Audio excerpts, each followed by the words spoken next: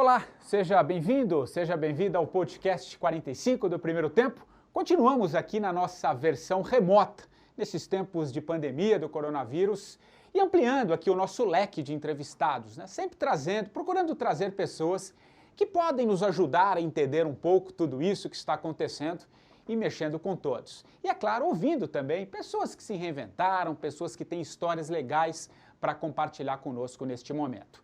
E a minha convidada de hoje tem mais de 5 décadas de carreira, já tem o seu nome impresso na história da literatura brasileira e continua produzindo para a alegria dos seus leitores, que encontram em suas obras uma espécie de abrigo, de aconchego, se é que é possível falar isso, para essas indecifráveis dores humanas. Afinal, quando escrevemos aquilo que também vivemos de alguma forma, nos conectamos com o outro. A literatura tem muito isso. Eu estou falando da Lia Luft, que está lançando seu mais novo livro, As Coisas Humanas. Além de escritora, ela é também uma grande tradutora. Lia, primeiramente, muito obrigado por aceitar aqui o nosso convite para te conversar um pouquinho. Obrigada pelo convite, estou gostando. Ô Lia, primeiro eu vou começar perguntando como é que está sendo para você essa quarentena, né? Eu sei que o escritor ele já trabalha mais remotamente, tem um pouco o exercício da solidão, um pouco mais acostumado, mas agora a gente está vivendo um outro momento. Como é que está sendo para você essa quarentena, Lia?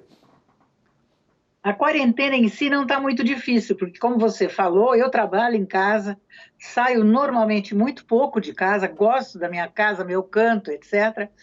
Mas o que está ficando muito chato para mim é o isolamento das pessoas, né? Eu estou aqui com meu marido, empregada, minhas 2 cachorrinhas, mas eu tenho minha família, filho, neto, filha, todos morando perto, e faz, acho que uns 50 dias que eu não consigo ver ninguém direito, abraçar ninguém. Sair com minhas amigas, essa coisa do contato humano está sendo muito chato para mim. Mas, e eu também vou te dizer, Patrick, não estou vendo muita luz pertinho no fim de nenhum túnel, viu? Eu estou um pouco, assim, começando a ficar cansada, mas é o mínimo que a gente pode fazer, é respeitar isso, né? Olha, Minha família toda está respeitando muito. E o que você está entendendo de tudo isso que a gente está vivendo? Por onde você está olhando? Como é que você está vendo esse isolamento, esse coronavírus, enfim? Olha, Patrick, eu acho que nós estamos todos, no mundo inteiro, sem entender muita coisa, muito perplexos e começando a ficar um pouco angustiados, porque não parece ter, em alguns países já diminuiu, aí de repente volta de novo.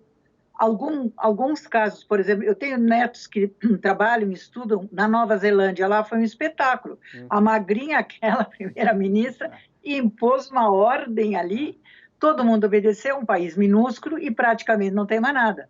Agora, tu vês outros países como a Alemanha, civilizadíssima, começou, bobeou, voltou. A Itália, aquele horror.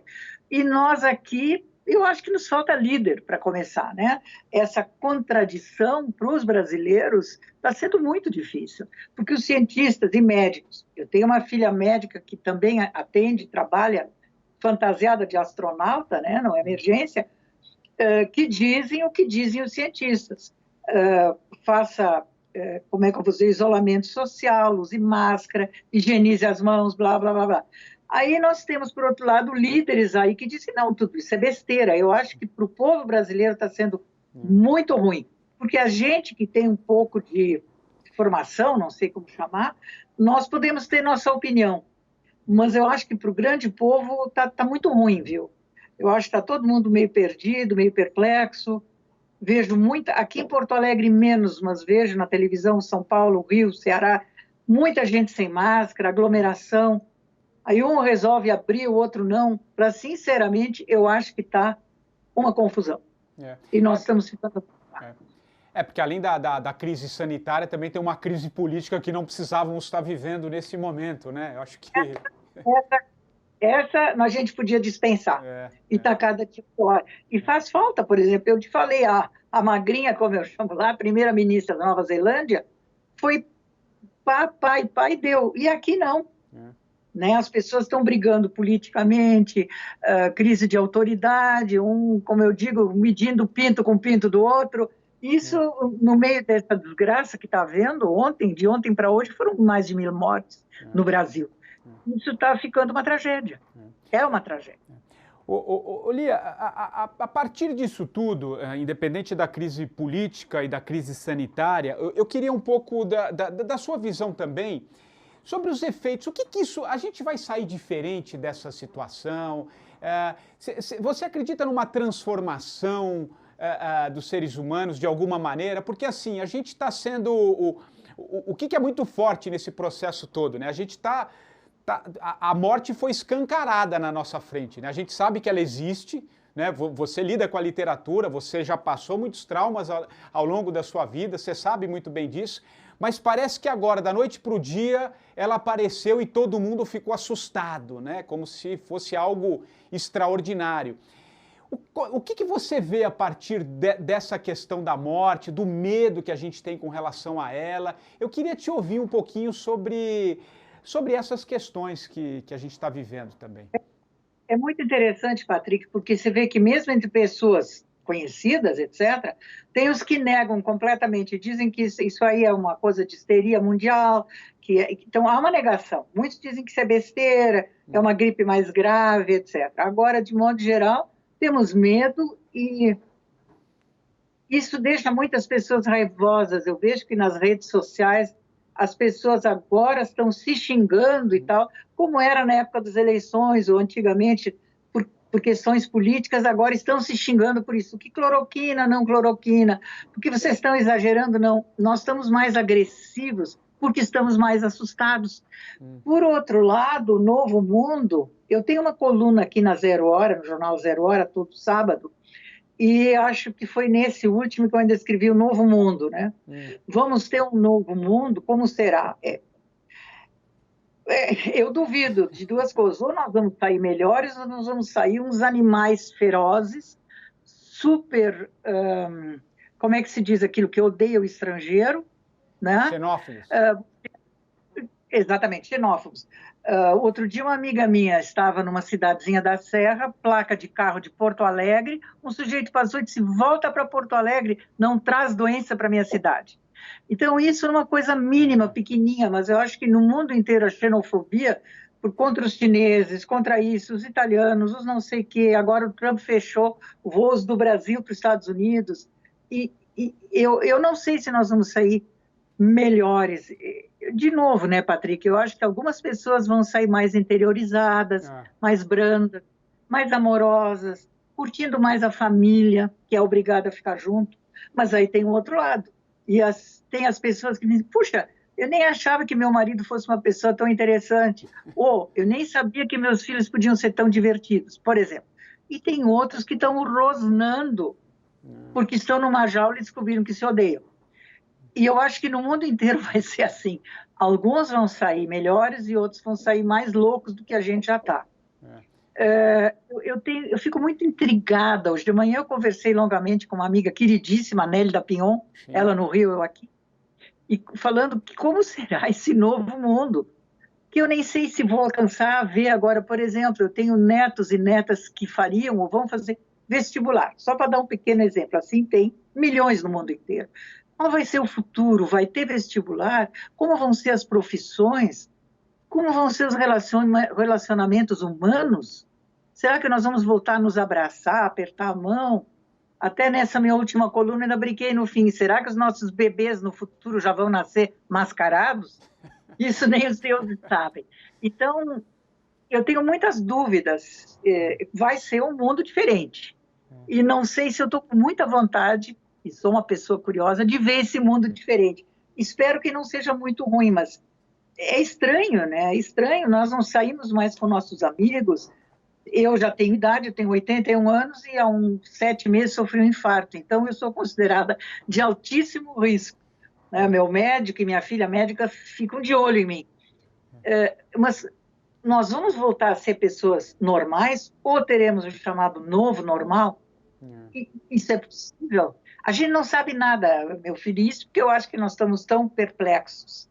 Eu acordo todo dia de manhã e digo, vem cá, que diabo de mundo é esse?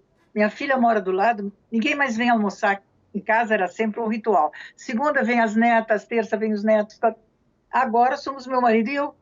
E por quanto tempo vai ser isso? Então, as relações, sem falar no nosso empobrecimento. Sim. Ontem à noite eu escutei um sujeito, acho que é um brasileiro que mora nos Estados Unidos, e ele é expert em questão de vias aéreas, voos. Ele disse, olha, na melhor das hipóteses, com muitas ajudas governamentais, provavelmente, as companhias aéreas internacionais que sobrarem vão talvez em 2025 retomar alguma normalidade. É uma coisa horrorosa. É uma série de transformações, né? Eu fui te ouvindo em várias áreas que você foi trazendo. E é interessante, Olia, mas esse novo normal, né, que a gente não sabe, quem dizer que sabe, talvez esteja mentindo de fato, né? Mas tem alguma coisa que você acha que a gente possa sair transformado de algo que a gente vinha vivendo e que não estava legal? Eu vou trazer, por exemplo, uma questão que é o tempo, né? Ao mesmo tempo que hoje a grande maioria, quem pode estar recolhido, né, nas suas casas, se cuidando de alguma maneira, é uma forma de talvez estar com os seus familiares, com os seus amigos, às vezes numa rotina anterior em que o tempo era muito acelerado, né? As coisas estavam muito rápidas. Queria trazer esse exemplo que você disse do avião, né? Era voo, aeroportos lotados, gente indo e vindo a todo momento. Agora, da noite para o dia, aeroportos vazios, né? O que eu queria te ouvir, te fazer uma provocação, um pouquinho desses dois olhares. O que era antes era o normal, essa loucura, essa aceleração, os índices de depressão altíssimos, síndrome de burnout, enfim, uma corrida pela vida, e agora a gente está literalmente parado, né? O mundo está parado agora nesse momento, e não sabendo o que vem pela frente. O que é o normal aí, o antes, o que vai ser depois? Eu queria te ouvir um pouquinho nessa junção dos tempos. Você tem toda a razão. O nosso normal anterior estava muito louco, né? Eu mesma, cada vez que lançava um livro, ou independente disso, até uns 2, 3 anos atrás, viajava várias vezes, ia para as grandes capitais do Brasil, e dava entrevista, e lançava livro, e blá, blá, blá. Esse meu normal acabou. Agora, nosso normal. Agora eu vejo, por exemplo, neto meu, filho meu, que trabalham hoje em dia de casa, home office. Então, os adolescentes têm aula diária do seu colégio, claro, é um bom colégio particular, etc., por internet. Eu tenho um filho que é filósofo, autor de vários livros, professor de filosofia da PUC, que dá aulas e orienta teses de casa, online. Então, eu acho que essa correria extraordinária, você abordou um tema bem interessante aí, essa correria extraordinária vai diminuir e a gente vai descobrir que nós dois estamos falando muito bem aqui, no meu minúsculo celular, e você aí no seu escritório, na coisa, né? Jovem Pan. Então, eu acho que, em parte, a gente vai ter chance de ter uma vida mais tranquila, mais tempo de olhar pela janela e ver céu azul lindo, mais tempo de curtir as coisas, porque você não tem que passar o dia inteiro, por exemplo, no trânsito. Eu acho que sim, eu acho que nós vamos ter um normal mais tranquilo. Mas isso são suposições, né? Eu acho que sim, mas essa parte vai ser boa porque eu vejo que as pessoas em geral diziam, e eu muito escrevi sobre isso nesses livros de crônicas que eu tenho publicado ultimamente, de textos dispersos, eu não tenho tempo para nada. Eu não fiz nada o dia inteiro, eu só corri. E, de repente, quando a gente vê, bom, e aí a chamada Senhora Morte está aí, ó, pam, pam, pam na porta. Então, quem sabe nós vamos sair, em boa parte, uma geração, algumas gerações, mais humanizadas, mais tranquilas, mais reflexivas, até mais saudáveis por causa disso, né? Mas isso é só um achamento. Eu vi uma entrevista sua há um tempo atrás, não faz muito tempo não, acho que foi até o ano passado, final do ano passado, para os alunos da Federal aí do Rio Grande do Sul, e que você falava que estava, acho que eles perguntaram quem é a Lia Luft, né? Você falou assim, é alguém que está sempre em busca da simplicidade, né? Mas aí você falava na simplicidade em vários aspectos, na forma de vestir, na forma de se alimentar, enfim. Você acha que esse também é um caminho que muitos poderão encontrar nesse momento de tentar... Eu tenho ouvido muita gente aqui, né, nesse programa, e é quase que um fio condutor de muitas entrevistas trocar o necessário o supérfluo pelo necessário, que acho que talvez esse seja um grande momento da gente entender tudo isso. E eu pensei um pouco nessa questão da simplicidade que você fala. Será que a gente vai conseguir ser mais simples? Você acredita que a gente possa se transformar? O que você acha? Eu acho que muita gente vai conseguir, talvez hoje em dia ache chatas, se ficar mais simples, mas eu acho um privilégio, não vai conseguir nem que seja na porrada, porque não tem outro jeito. Não tem mais a complicação para fazer, né? Mas eu acho que sim, eu acho que as coisas vão ficar... Só o fato de você poder trabalhar em casa, que muita gente está odiando, né? Tenho amigas que dizem, pelo amor de Deus, meu marido está em casa o dia inteiro, dando uma visão um pouco anedótica, mas real, para muita gente. Eu acho que sim, eu acho que você está, de novo, um ponto super interessante, que é esse: a vida vai ficar mais simples, ou nós vamos ter chance de melhorar em muita coisa. Então, alguns que já têm uma tendência, assim, de desejar uma coisa mais humana, mais tranquila, mais curtida, né, vão atrás disso, ao natural. Outros vão ser forçados. As empresas não estão e não vão mais mandar seus funcionários viajar o tempo inteiro, pelo mundo inteiro, de avião, loucamente. Se pode fazer, aprendendo a fazer as coisas home office. Isso, eu tenho um neto que trabalha numa grande empresa, ele é engenheiro, ele está sempre ou nos Estados Unidos, ou na China, no México. Agora ele faz tudo em casa, home office. Então, se multiplica isso por vários milhões, imagina a economia de tempo, de dinheiro, de vida, de saúde. Sem dúvida. Lia, e agora, para muitos ficar em casa também, né, ficar recolhido de alguma maneira, significa talvez a gente olhar internamente, mexer naqueles quartinhos que muitas vezes a gente vai jogando as coisas lá e em algum momento... Oi? Os diabinhos no sótão, no porão, né? Exato. Eu sempre digo que eu tenho um diabinho posado no meu ombro. Claro, isso vai exigir que você fique um pouco filósofo, né? Pois é. Você tem uma certa filosofia, ainda que seja de fundo de quintal, tipo assim, quem sou, onde estou, o que faço. E tem gente que tem horror a isso, né? Tem gente que fica doente com isso, literalmente corre, vai para o psiquiatra e tal. Toma remédio para não aguentar, mas é uma chance. Eu digo sempre de novo, essa tragédia está nos dando chances, oportunidades. É uma chance de olhar para dentro, de tentar modificar a tua relação com tua família, com o teu trabalho e com você mesmo, né? Que é sempre a relação mais difícil. Eu me lembro que muitas vezes, em inúmeras palestras que eu dei por esse país afora, ou também às vezes no exterior, há uns anos atrás, eu dizia, tem momentos em que você precisa parar para pensar. Aí quase sempre alguém dizia, Deus me livre, dona Lia, se eu paro para pensar, eu desmonto. Bom, né? Não é uma coisa fácil. Não é uma coisa fácil. Reconhecer os teus demônios, achar graça de algumas coisas que você não pode evitar, perdoar-se, né? Você se perdoa, ou então, às vezes, a gente tem que se pegar no colo um pouco, né?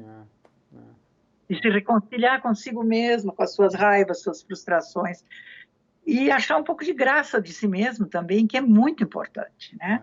Então, essa fase de reflexão, agora obrigatória, mas com o tempo, quem sabe, por escolha, eu fico muito intrigada, Patrick, com esse mundo que está por vir, né? Eu vejo na rua, passando aqui, as pessoas, todo mundo de máscara, né? Meu marido de manhã saiu para comprar uma coisa para o computador dele, todo mundo de máscara, alguns com aquela coisa plástica, assim, de acrílico, eu não sei o quê. E vejo, por exemplo, minha filha médica, quando ela entra para trabalhar, ela se veste praticamente como um astronauta. Eu não quero um médico astronauta, eu quero poder pegar na mão dele, me olhar. Então, essa mudança um pouco me assusta, mas na hora a gente vai ver, a gente sempre dá um jeito, né? O ser humano vai se adaptando, né? Acho que isso faz parte da nossa história, Claro, né? se tem gente que sobreviveu em campo de concentração, vai ter gente que vai sobreviver nesse estranho mundo novo, né? Que o Aldous Huxley previu e eu acho que não previu tão louco como vai ser. Agora, Lia, o que a passagem do tempo te ajuda a lidar com todas essas dúvidas e todas essas incertezas? Tem algo de positivo? Claro que depois eu queria entrar um pouco no seu novo livro, para a gente falar um pouquinho de alguma maneira, mas assim, o que a passagem do tempo se é que ajuda? Acho que sim, né? Imagino que sim. Como é que você vê isso? Tem uma coisa, Patrick, eu nunca fui uma Miss Brasil, um modelo de beleza, nunca precisei, nunca quis ter uma eterna juventude, quer dizer, o meu registro de vida sempre foi outro, né? Então, eu acho que a passagem do tempo, claro que tive perdas, todos têm, com a velhice você vai tendo mais, mas eu tenho a impressão que está me dando uma série de vantagens, por exemplo, independência. Agora, se eu resolver às 3 da tarde ficar no meu sofá da sala, de pés em cima da mesa, vendo um Criminal Minds, ninguém tem nada com isso. Compreendeu? Eu não preciso dar satisfação para ninguém. Claro. Se eu quiser dormir até meio-dia, coisa que eu não faço, não tem que dar satisfação para ninguém.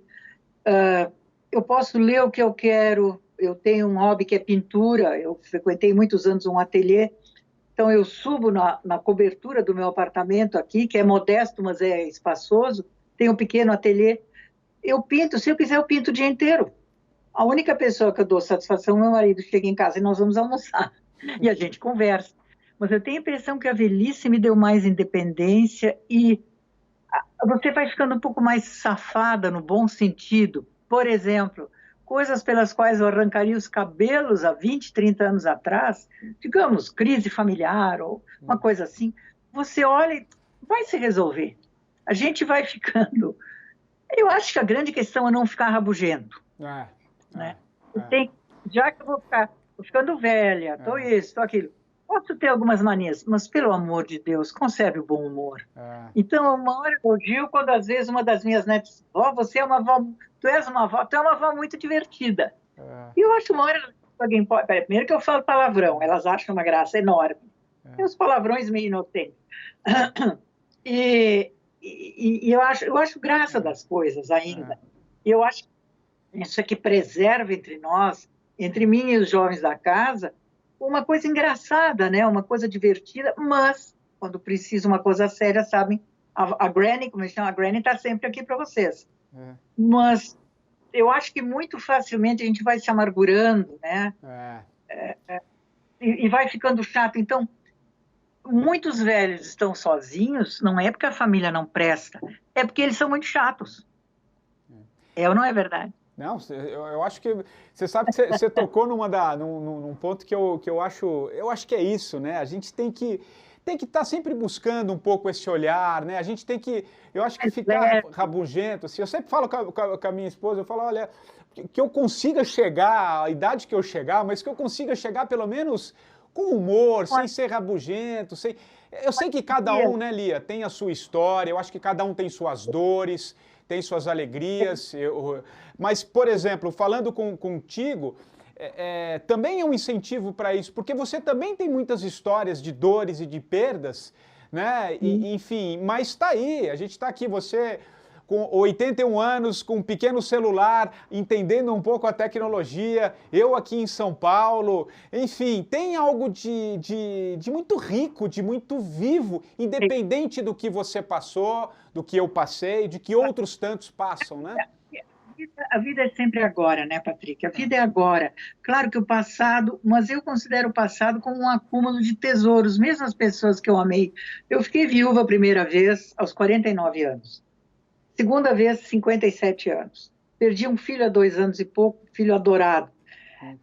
Muito meu amigo. Claro, ainda tenho mais um filho, uma filha, netos, tudo, mas passado o primeiro horror, porque depois da morte, no começo, tudo é horrível, eu considero que eu fui acumulando tesouros, né? Que foram as presenças dessas pessoas, as alegrias, as coisas divertidas. Nesse livro, que inclusive eu dediquei ao meu filho André, não é um livro triste, não é um livro sombrio, porque no meio de algumas considerações mais dolorosas sobre a perda de um filho, sobre, enfim, recompor a vida ou não, tem muita coisa engraçada de quando ele era criança, os irmãos também, coisas... Você não pode se agarrar só no triste, mas isso também depende da tua personalidade, isso eu sei. Eu sempre fui uma pessoa mais ligada na vida. Quando eu era criança, eu ia muito de castigo, porque eu ria demais, eu ria fora de hora, achava graça de umas coisas muito loucas, e no colégio eu era botada no canto, assim, parada no canto, e na pior das hipóteses eu ia para a sala do diretor, que era a maior humilhação, né? Em casa também, eu era contra a qualquer tipo de disciplina, e minha mãe, imagina, uma mulher linda, muito mimada, e muito, enfim... Ela queria que eu aprendesse a arrumar maravilhosamente bem meu quarto, que eu cuidasse das minhas roupas, que eu fizesse cama maravilhosamente, aprendesse a cozinhar. Não, não, qualquer empregada faz muito melhor que eu quero ficar lendo. Então, essa coisa de levar tudo muito a sério, né? Eu sempre digo que há 81 anos eu luto com o meu superego germânico, que é de muitas gerações, porque eu já sou de 5 gerações no Brasil, mas aquela coisa assim, né? Toda tarde, às 4 horas, na minha sala, lendo, ou olhando pela janela, tem um parque lindo na minha frente, ou vendo um episódio de Criminal Minds, que eu adoro, e na porta eu vejo assim, minha mãe, minhas avós, minhas tias com as mãos no quadril, dizendo, o quê? 4 da tarde sem fazer nada? Então, você também tem que se permitir alegrias, né? Claro, claro, claro. Depende do seu temperamento, porque eu tive 3 filhos, tenho 7 netos, sendo 2 gêmeas, então acompanhei muita criança. Eu adoro bebê, criança. Quando nascem, mesmo gêmeos, você olha e são diferentes, temperamentos diferentes. Um bebê é mais tranquilo, mais risonho, dorme bem. E o outro parece um demônio. Não quer dizer que ele vai ser uma criança ruim, mas o temperamento é diferente. Eu acho que eu tenho esse temperamento, no fundo, eu gosto da vida, apesar de todas as rasteiras que ela já me passou. E também, né? Eu falo demais, né, Patrícia? Não, não, mas a ideia é essa mesmo. Não, eu acho que eu falo demais, né? Às vezes você é entrevistada aqui. E também porque tem algumas crenças, assim, crença no sentido de que eu acredito que quando uma pessoa que você amou muito, a primeira grande perda foi meu pai, era um deus para mim, eu tinha 35 anos, ele morreu de repente, que a melhor homenagem que você pode fazer a alguém que se foi é, depois do primeiro tempo de puro horror, tentar viver a vida da melhor forma possível. Então eu digo assim, a morte não destrói o amor. E a morte nós não devemos permitir que a morte destrua o que tivemos. Claro que não tem mais aquela pessoa, aquelas vivências, aquela graça. Mas, de alguma forma, está dentro de mim. Se eu sei escutar, se eu sei curtir, não é? Claro que agora perdi meu filho faz 2 anos e meio, então agora já consigo respirar, falar nisso, escrever a respeito. Mas a gente tem que se permitir a vida, porque eu acho que quem morreu, não sou espírita, não sei, mas acho que alguma coisa continua, eu espero. Para quem se foi também é melhor se você não fica amargo, desesperado, anos e anos, né, curtindo aquele horror. Eu acredito na vida, eu aposto na vida. Por isso, voltando, eu também acho que apesar de muita coisa ruim que está nos acontecendo, enquanto humanidade, que ainda vai nos acontecer, empobrecimento, mortes, novos hábitos talvez esquisitos para a minha geração, sobretudo, apesar disso, a gente tem chance de construir uma vida legal de novo, né? Sem dúvida. Eu sou sempre mais otimista. Não, sem dúvida. Aqui eu estou pessimista, abre o olho. Eu tenho uma coisa um pouco de puxa. Você sabe que o dia que pela primeira vez se falou no coronavírus, bem nos começos na China ainda, eu tenho muita intuição. O meu lado, como é que eu vou dizer, racional é muito fraco. Eu vivo, escrevo, pinto tudo, crio filho e vivo a minha vida 90% por intuição. Em geral é isso que dá certo. Eu estava vendo com meu marido, engraçado, me deu uma sensação de que aquilo era o começo de como se fosse uma lama preta pegajosa, um bicho rastejando sobre todo o planeta Terra, todo o mapa mundi, uma coisa tão estranha. Eu senti uma coisa tão ruim. E no fundo era quando o vírus surgiu lá na China? Primeiros comentários, na mesmo? China ainda. Olha. É uma coisa estranha. Eu estou com um sentimento tão ruim disso aí. E tive não uma visão, mas uma intuição. Era assim como se fosse uma lama preta, uma coisa pegajosa, um bicho se estendendo sobre o mundo inteiro. E foi assim uma coisa instantânea. Então, eu também tenho intuição de que vão nos acontecer coisas ruins, mas a gente tem chance. Porque é aquela história, o ser humano é trapalhão, mas não é inteiramente burro. Ele faz as loucuras, mas aqui e ali consegue corrigir, como a gente faz na vida. Claro. Lia, você falou de intuição, né? Que você sempre se pautou pela intuição. Fala um pouquinho da importância da intuição, porque às vezes, né, a gente vive uma vida tão racional o tempo inteiro, e talvez um momento como esse, que a gente está, esse momento de tantas incertezas, né? Talvez seja uma oportunidade para a gente também dar vazão um pouco essa questão da intuição, né, que você acabou de descrever, que 80%, 90% da sua vida está ligada, você foi pautada pela intuição. Fala um pouquinho dessa importância para quem está nos ouvindo, como sentir isso apurar um pouco mais na gente. Eu sempre gosto, é porque eu acredito muito na intuição, né?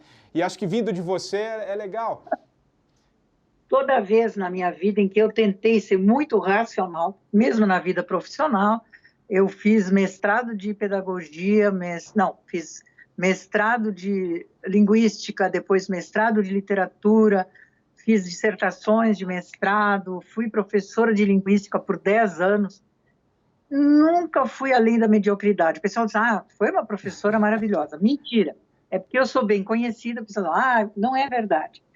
Eu gostava do contato com os alunos, bater um papo sobre psicolinguística, mas no resto nunca deu muito certo. Quando eu me libertei disso, escrevi meu primeiro romance, parei de tentar ser acadêmica enquadrada, eu comecei a descobrir muito mais a liberdade e o valor da minha intuição, que até ali eu achava uma fraqueza.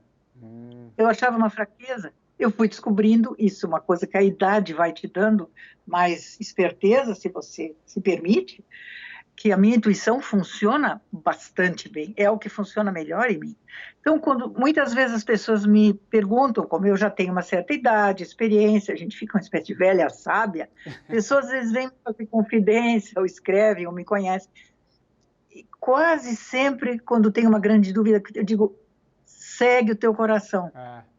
Segue o teu coração, porque lá no fundo, mais fundo do fundo, a gente sabe, claro, que às vezes a gente também dá uma topada, né? Claro. Bate com a cabeça na parede, como eu digo, quebra o coração, quebra a cara, quebra a alma, quebra a asa, tudo. Mas, no fundo, a gente sabe. Assim, por exemplo, às vezes você vê casais que se namoram, que você olha e tem certeza que vai ser uma tragédia total. E depois, claro, depois de 1 ano, 2 anos, que horror, porque digo, mas você no fundo, bem fundo, não tinha uma coisa que te dizia, não vou nessa. Pois é. Claro que não é simples, né, Patrick? Imagina, se fosse simples assim, o mundo seria um paraíso. Mas eu acho que também esses períodos difíceis, como agora estamos vivendo e ainda viveremos, vão nos propiciar isso. Escuta o teu coração, o que te diz o teu instinto, que no fundo é um instinto, né? O instinto da emoção, não estou falando agora do instinto físico ou sexual, assim, ou de preservação da espécie, da vida, mas o instinto que te diz, essa pessoa eu posso confiar, naquela não. Aqui eu vou entrar nessa, e quantas vezes já quebrei a cara, né? Sim. Eu me lembro que meu pai tinha umas coisas legais, às vezes eu dizia, pai, o que eu faço? Posso fazer isso, posso fazer aquilo. Ou em profissão, em estudo, em namoro. Ele era muito tranquilão, grande, tinha um olho verde, ele dizia assim, olha minha filha, para esse caminho pode ser que dê certo, para aquele tem mais jeito que vai quebrar a cara. De um lado ou de outro, o pai vai estar sempre aqui para ti. Então, eu acho que também é importante para a gente ensinar para filhos, para netos, para amigos. Às vezes você tem que arriscar, mas alguém que te ama vai estar aí para você. Claro. Isso é a base da vida. Não, sem dúvida.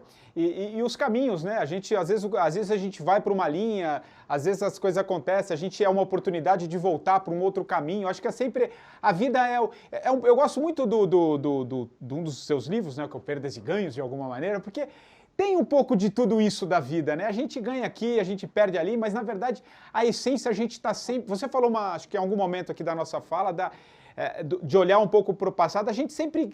Ele está sempre na gente, né? Ele está sempre com a gente, porque ele também nos ensina, né? Nos dá caminho, né? Enfim, eu acho que é isso, né? Tempo, a vida, passar da vida, para mim é um acumular de bens. Pode ser uns bens legais, uns bens meio chatos, mas se você considera, está tudo aqui dentro de mim. Eu acumulei um tesouro de experiências. E mesmo assim, quanta besteira eu ainda faço a essa altura da vida. Faz parte, você aprende tudo. Claro. Lia, a gente já está caminhando aqui para o fim da nossa conversa, aliás, tá uma delícia. Eu queria falar um pouquinho do seu livro, né? As Coisas Humanas. Posso mostrar? Claro, por favor. Olha aqui, pela Record. Fala um pouquinho do livro. São crônicas que você escreve para o Zero Horas. Você fala um pouquinho também da relação da perda do seu filho. Fala um pouquinho sobre o novo livro. Tá. O livro saiu agora e, claro, não tem livraria. Então, tá um problema que todo mundo me liga, me escreve, como é que eu compro teu livro? De momento, ele ainda está só na online, tem e-book, no e-book, né? Ou então por Amazon, Submarino, a própria Record, tal. Daqui a pouco ele vai estar em livrarias. Ele, na verdade, tem algumas crônicas de jornal mais antigas, sempre reescritas, muito material que eu fui escrevendo no ano passado e no ano anterior, também sempre em forma de, eu digo assim, são artigos esparsos, textos esparsos, não são bem crônicas, né? O meu editor bota agora que já existe um gênero Lia Luft, que não é nem bem crônica, não é nem bem conto. E aí, no começo de cada capítulo, eu escrevo um poema, né? E ele disse, não adianta perguntar, ele já escreve, inclusive, aqui na orelha, é gênero Lia Luft. E, claro, eu comecei a pensar nesse livro e aí morre meu filho. Era um rapaz enorme, lindo, amoroso, querido, 2 filhos pequenos, um agrônomo muito respeitado e nos últimos 3 anos trabalhando na África, administrando uma fazenda gigantesca no Moçambique, ele e a mulher lá, os filhos estudando ainda na Nova Zelândia, e fez um trabalho humano também incrível, botou escola, botou cantina para aquele pessoal miserável de lá, botou enfermaria, enfim. Mas ele tinha um problema cardíaco nos últimos anos e ele era um surfista apaixonado. Então veio de férias para o Brasil, fez uma intervenção cardíaca, não chegou a ser uma operação, através só de... Enfim. E não deu muito certo, e o médico tinha pedido que ele não surfasse ainda, mas eu me lembro que de manhã, ele todos os dias falava comigo, na África ou no Brasil, todo dia de manhã e de noite tinha um WhatsApp. Ele disse, mãe, coraçãozinho velho, está funcionando bem, eu vou surfar. A residência dele era em Floripa. Vou surfar na praia do Moçambique, me preparando para o Moçambique da África semana que vem. E 1 hora depois ele estava morto, morreu surfando. Então, foi uma coisa assim, mais brutal que alguém pode passar. No começo, o primeiro meio ano eu fiquei mais ou menos catatônica, né? Saía da cama, sentava na poltrona, devia estar bem medicada. Aos poucos, né? Você vai se curando daquilo. Eu não tenho receita para isso, mas realmente eu não sou mais a mesma pessoa. Alguma coisa em mim se apagou. Agora, não fiquei mais chata, mais rabugenta, mas eu acho que, eu sempre digo assim, eu tenho um olho triste que escreve e um olho alegre que vive. Eu acho que o meu olho que vive também está mais triste. É uma coisa sem explicação, sem explicação. E aí eu comecei a escrever mais, dediquei o livro a ele, inclusive a capa eu escolhi, eu queria uma coisa de mar, porque ele amava o mar, ele morreu no mar. Minha nora espalhou as cinzas dele onde ele pediu, quando ele começou a ter problema de coração, ele pediu. Eu queria ficar em todos os oceanos.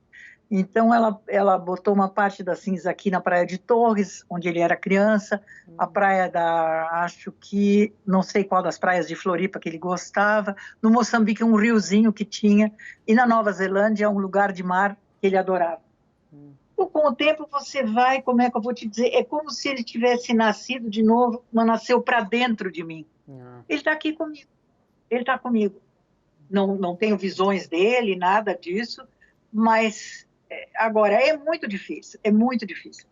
E aí, então, eu comecei a escrever esse livro, umas coisas um pouco sobre a morte de modo geral, sobre ele. Também escrevi umas coisas engraçadas, memórias, que eu abri aqui agora, Trança no Papel de Seda, muita coisa da minha infância, que é uma infância de muita imaginação, muita fantasia. Um dia eu encontro na casa da minha avó materna um baúzinho e ela abriu.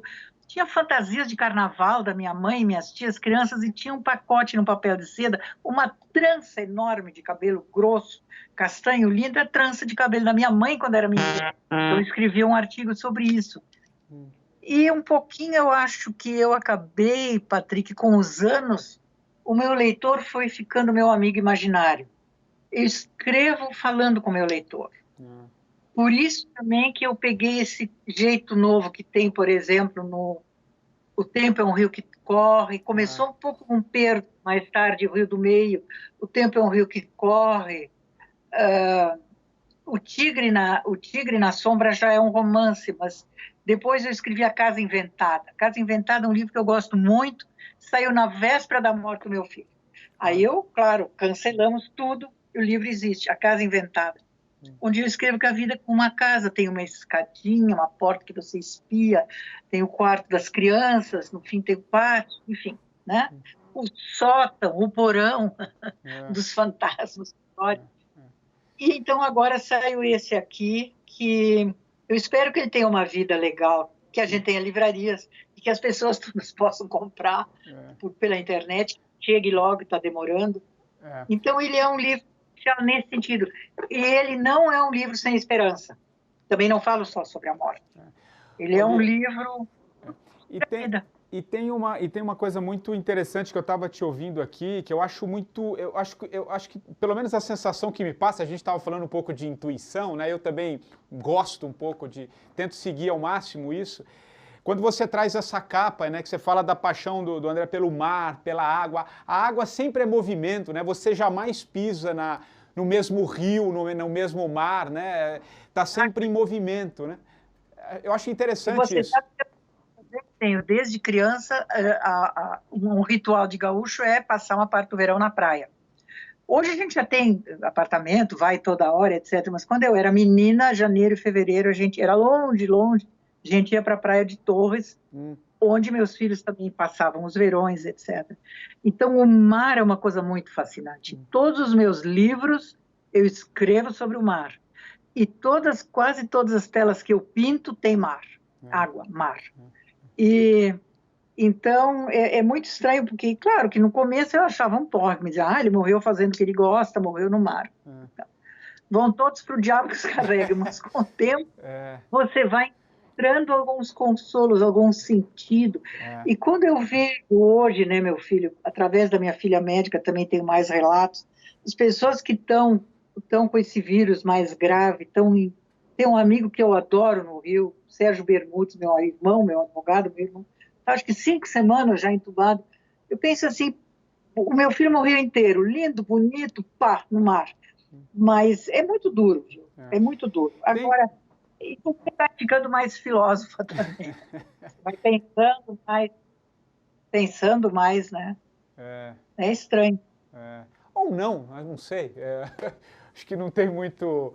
Tem algum trecho que você acha que você acha que seria legal a gente falar com o nosso...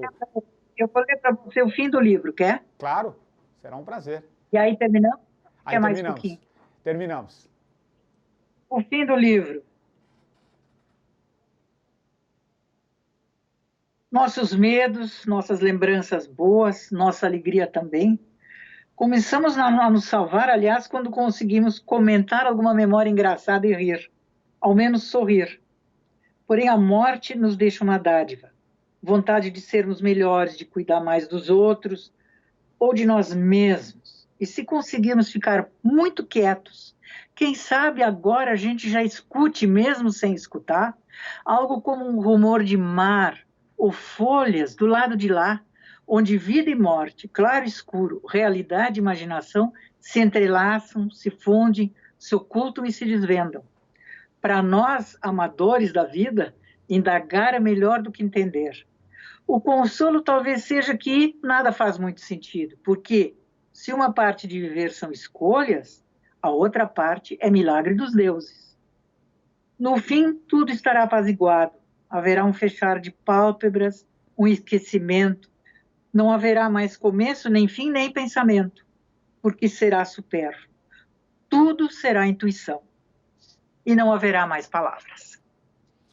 Que lindo. Nossa, impressionante, Lia. Nossa. Bom.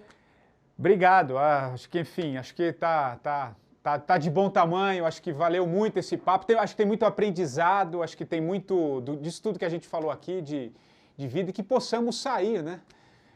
Melhores, enfim. Eu estava morta de medo dessa porcaria desse Skype. Eu já vi que não, a questão eu ainda vou entrar hoje com uma das minhas netas no meu Note para ver que diabo de coisa que eu fiz errada no Note. E ótimo. Também não sabia que se podia fazer uma entrevista assim nessa coisa tão pequenininha. Pois é a tecnologia, né?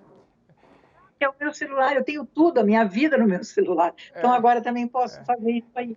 Muito bom te conhecer, Patrícia.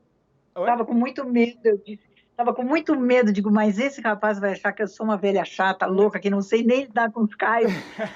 Muito pelo contrário, como a gente falou durante uma parte da entrevista, que você falou assim, eu não quero me tornar uma velha rabugenta, eu acho que acho que é isso, né? É você estar aberto para as novas tecnologias, né?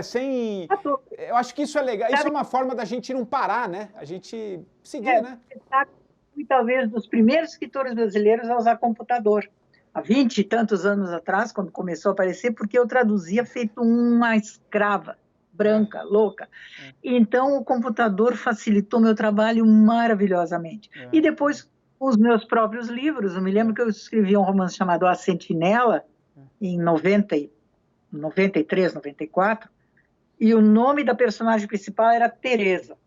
Quando eu já estava com o livro pronto, eu pensei...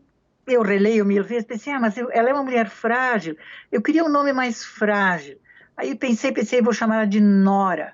Ora, em outros tempos eu teria que pegar tudo e substituir Teresa por Nora, ou fazer uma nota para o revisor. Ali peguei Teresa, substituir sempre por Nora, e aí o livro estava todo com o nome. E eu comecei a ficar encantada com as maravilhas tecnológicas, né? Tá sempre aberto para isso.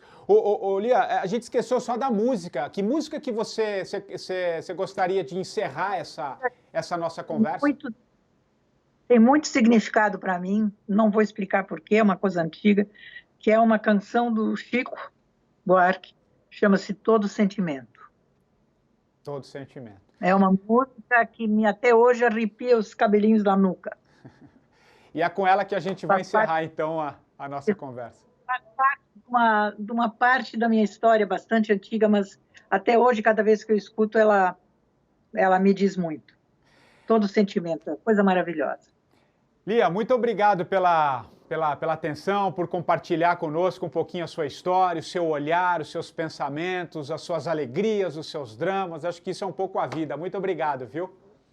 Obrigada pela paciência também, até eu acertar o Skype. Mas você tem um sorriso bom, já me confortou. Eu estava com muito medo de você. Não, obrigado, mas acho que eu estava muito ansioso para falar com você, porque eu li seus livros, eu te leio há muito tempo, desde as colunas da Veja, enfim. E para mim é uma alegria, uma honra estar conversando, compartilhar um pouco o seu pensamento. Acho que você falou um pouco de sabedoria, né? De vivência. Acho que é bom a gente aprender um pouco com as vivências também. Né? E também, de certa forma, ajuda a andar um pouco esse meu pobre filho meio enjeitado, que nasceu nesse momento que nasceu o livro, não tem livraria. Pois é. Então, da força que você dá e tal. Obrigada, seja feliz. Obrigado, Lia. Grande abraço. E o 45 do Primeiro Tempo volta na próxima semana. Um abraço e até lá.